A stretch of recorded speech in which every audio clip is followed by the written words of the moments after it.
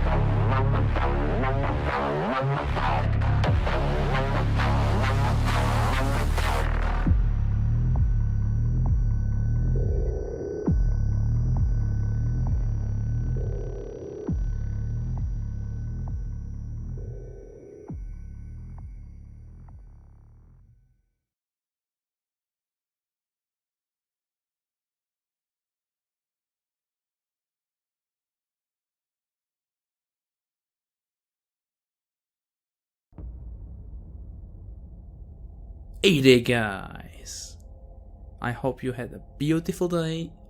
If you are in a quarantine, then hopefully you at least had something to do. Either you are working from home office as I am, or have found some kind of, temporary job to keep yourself entertained. Maybe you are working on your hobbies too. I don't judge. Maybe you have rediscovered your passion for gaming, and maybe that's why you are here.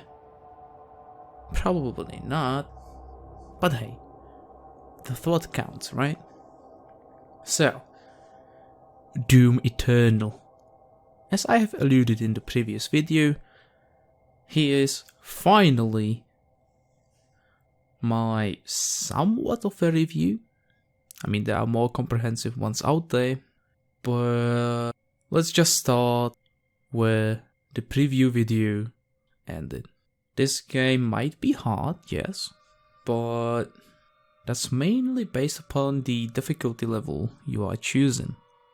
If you are choosing the second hardest or the hardest difficulty, you should be expecting some punishment.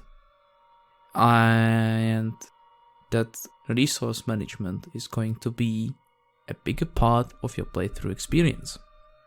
As you can surely notice in the clips to come, I think that you can surely notice that resource management, aka armor, ammo, and health, is really important. Especially health on higher difficulties, as I'm playing on Nightmare. I've been playing on Nightmare since the very beginning. Well, the first time I booted up the game, I went with Ultraviolent. I went through the first mission, and I'm like, I personally think that I could do better. I haven't died in the first mission, and it felt like it was just a breeze, let's just say. So I decided to kick it up a notch. And even though, especially near the ending of the game, I've been kind of regretting my decision, and I thought about reducing the difficulty, as you can do from the menu, about the settings, I didn't do so. And personally, I'm happy for it. The sheer amount of catharsis I have felt after I have successfully finished the game, it was unbelievable. I just sat in my chair for a good old half an hour, maybe even an hour. I don't really know. All I remember this haziness. Like, I did it. I managed to beat the game in 2 sessions on Nightmare.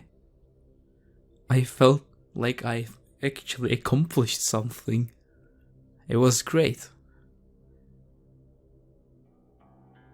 Then I tried Ultra Nightmare and I got put into my place real quickly.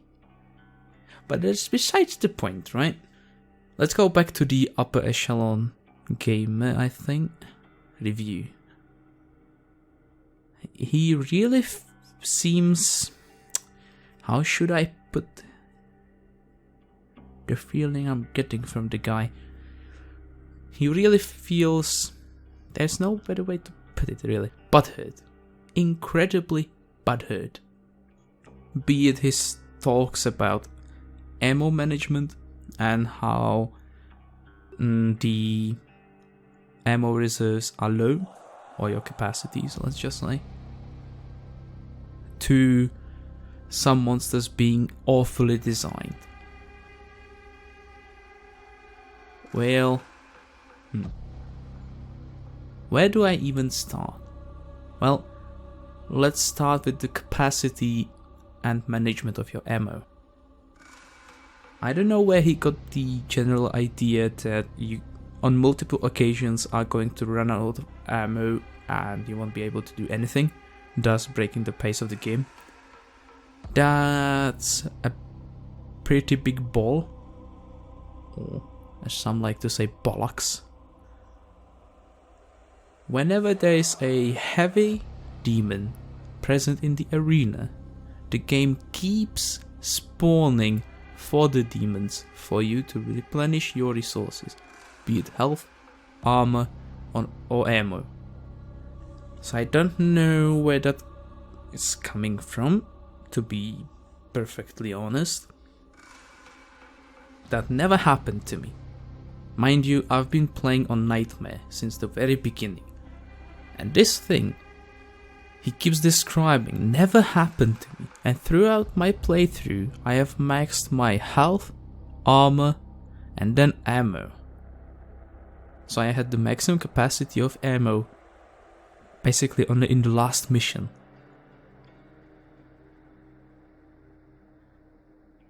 Yes, since I've been playing on high difficulty, it did get hectic. But since I managed to finish the game, and I would personally describe myself as not being a FPS first player, I'm more of a strategy/RPG guy. I'm currently playing Bannerlord. It's coming, homeboys. That's coming. The fucking game keeps crashing on me and I hate it. Besides the point, right? Besides the point. We will get to it soon. Soon. Anyways, where was I? Oh, yeah, right. Resource management. I have absolutely no idea where Upper Echelon Gaming is really coming from. At that point, he really felt to me like a typical journo. To those whom are interested in the rest of his critique, it will be of course linked in the description. As the music you are currently listening to,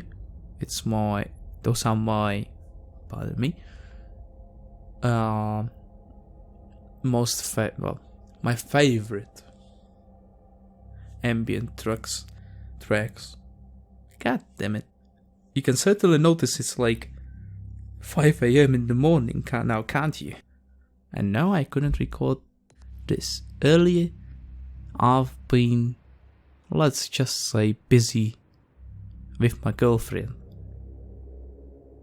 So that couldn't happen. Anyways, back to Doom. I keep sidetracking all the fucking time. Resource management aside, let's go to the other big criticism of his, and that's the demon design. Especially the Marauder. Now the Marauder is a particularly hard guy. Let's keep it PG, right? He's an asshole. And he likes to flip your shite up. He really likes to do that. A lot. To those who don't know what I'm talking about, a Marauder is a super heavy demon who is basically a corrupted Night Sentinel. So, more or less your equal. And it really feels so. But not in the firepower department. Well, he's not focused on firepower. He's more focused on defensive abilities.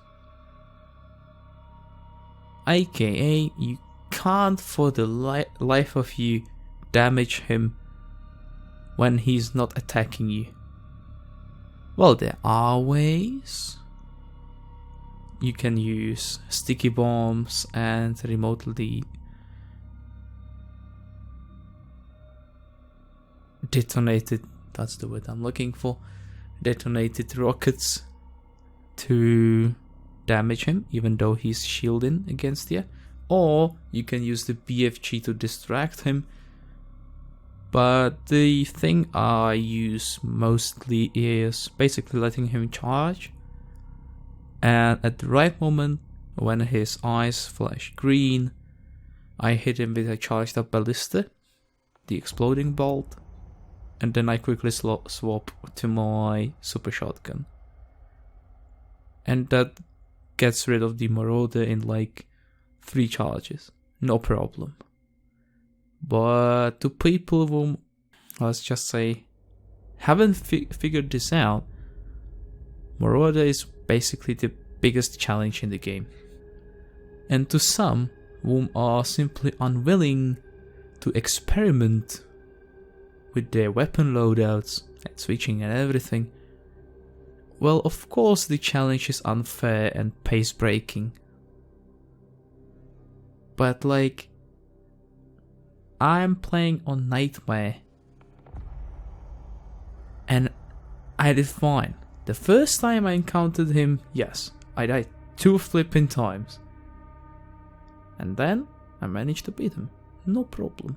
And ever since then, yes, when I didn't know that he's coming, especially in that one secret encounter, where it's basically just a Marauder and 2 fodder demons, that was a pain in the ass. But mainly because, pardon me, mainly because I didn't have my energy ammo.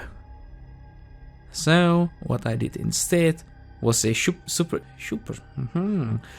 shotgun and then chain gun, and it was fine.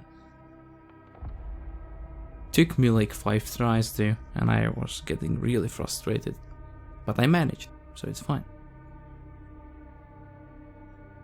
So yeah, that review, with the positives, I agree. With the negatives, not so much. The platforming sections, I personally didn't mind them, but I would agree to a certain degree that in the first 3 missions, the amount of platforming is really high and might be unnecessary, but it's fun to swing around. Like, let's be honest, swinging around like a monkey is fun. It really is, especially when you are hunting for secrets and such. Yes, it can be frustrating at first because you don't know what you are supposed to do, where you are supposed to dash and everything, but once you figure it out and you actually start using the swinging poles during combat, I don't know. Personally, I enjoy the platforming mechanics. They seem to be fine to me. But I do understand people that find them overabundant, especially in the first 3 missions. So I sort of agree with that point. And that's basically all the main criticisms I've heard about. The positives, everything else. Really, from my point of view, music stellar. God damn it. Doom 2016 had some great tracks, okay? In fact, beautiful, right? But I think it mainly suffers because our good old boy was told to make the soundtrack for 2016 a bit less metal. And I think that actually ended up hurting the music experience. In Doom Eternal, yeah boy went all out.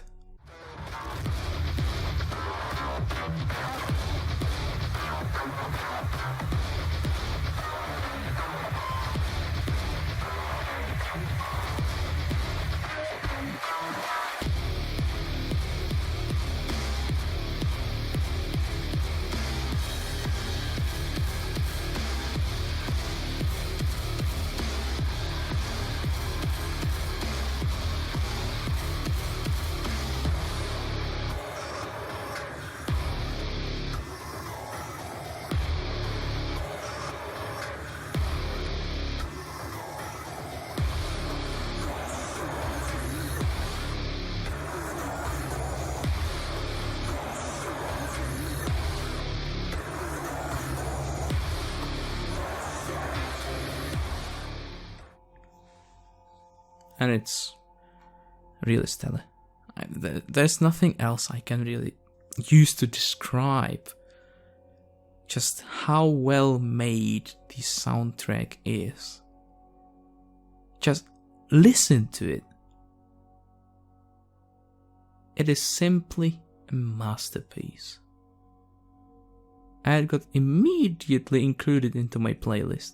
Immediately. And yes, I know I'll get sick of it in like maybe a week or two. I will still be there. Especially the ambient tracks. They are so cool. So cool. Demon design. While most of it is returning from 2016, everyone and everything got a bit more polish, a bit more colors. Now that I'm talking about colors, everything is quite a bit more arcadey. But I think that in the end, it helps the experience. Everything is clearly distinguished, be it the weak points of your enemies, or the pickups, or all the power-ups, the weapons, everything looks stellar, beautiful, colorful, and I don't mind it. Some people though might find it distracting, and I would understand that, and it's a fair criticism. It would be really good if there could be like a toggle or something that would change between like 2016 pickups and Doom Eternal pickups. Or maybe something just a bit less arcadey for people that are not fond of it. Maybe with future patches, you never know. But I personally think that it should be bearable for everyone who will actually decide to try out the game, you know. Last point I would like to mention is the lore. In the last video, I said that I really enjoy the new direction Doom is taken. Now with a bit of hindsight, it still blows Doom 2016 out of the water. As someone might point out, I was already critical of Doom 2016 way back when.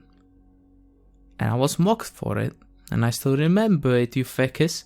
I will get you. I just kidding, yeah, fine. Yeah, Doom Eternal really blew Doom 2016 out of the water. But there are some really cringy moments in the campaign, but I think it's not the bad kind of cringe. It will be just like, I know that it was bad. It's cringy AF, but it's fun. When you get to the portion I'm talking about, I'm pretty sure you will know what it is. But all in all, even through the slightly cringy parts, it's not like Lord of the Rings level, but it's certainly pretty good. Give it a shot, read through the codexes. You will not feel like your time has been wasted. It's really pretty good. So writers, thumbs up. Pretty good. Keep it stellar. Yeah, well, and that's about it really. Those are all my thoughts I wanted to share. Mainly based upon basically a critique of another review and adding a few cents here and there. I hope that you enjoyed this one. I'm looking to the comments down below, and in the meantime, I'll be playing Bannerlord. Review coming soon. See ya, guys.